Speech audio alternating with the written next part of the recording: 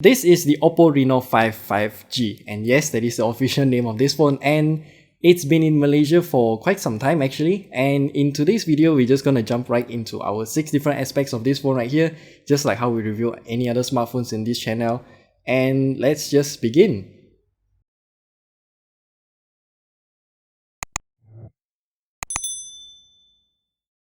So starting off with the design of this phone first, it is available in a total of 3 different colors. The one that we have here is called Galactic Silver, and overall this phone is really thin, just like many other OPPO phones out there. I mean, for some reason they are just very thin, all of the phones that I've tested from OPPO so far, and overall it looks good, really nice to hold. The curvature from the back into the frame is actually really nice, and also the phone is not really that wide, so my big hands can actually grip onto the phone like this and it doesn't really hurt my hand at all. But the back though, OPPO says that this is using a glass back, but it does feel a lot more plasticky compared to any other glass back smartphones, and it also attracts a huge amount of fingerprints over the course of my use time, so yeah. And as for the camera cutout, it's pretty standard. We got a total of 4 cameras here, and we can use 3 of them to take pictures.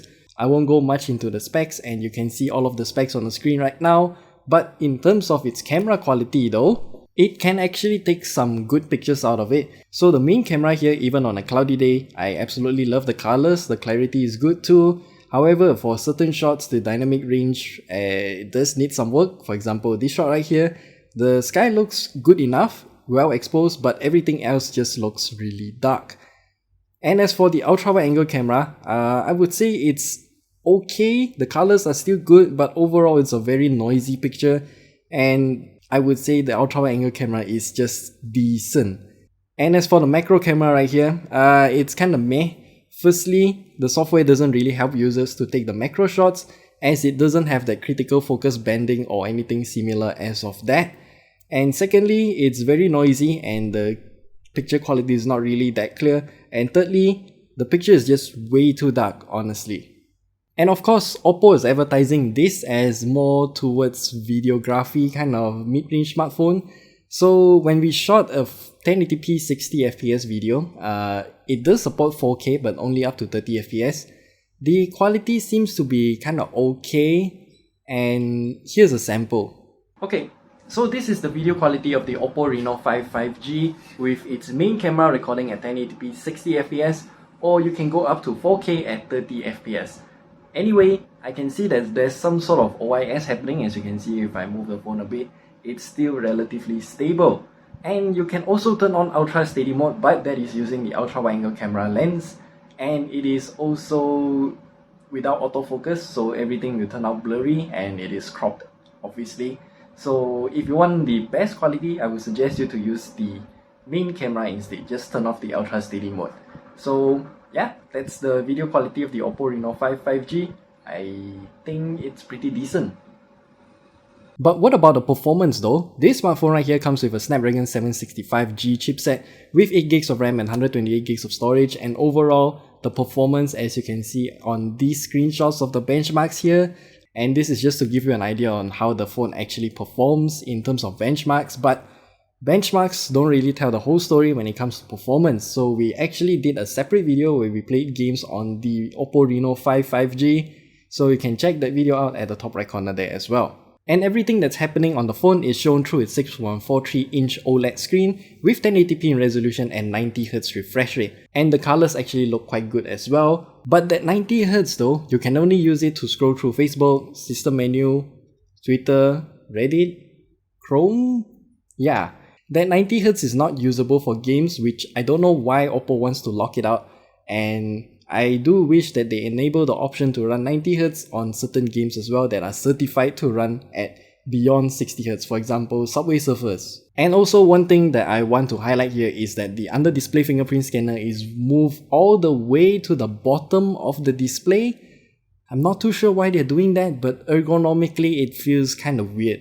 Now, powering up all of the hardware that is found in the OPPO Reno5 5G here is a 4300 mAh battery, which is okay in terms of size, and the battery life we tested with PCMark at 60Hz refresh rate, and the battery life got about 14 hours of battery life, which is pretty decent.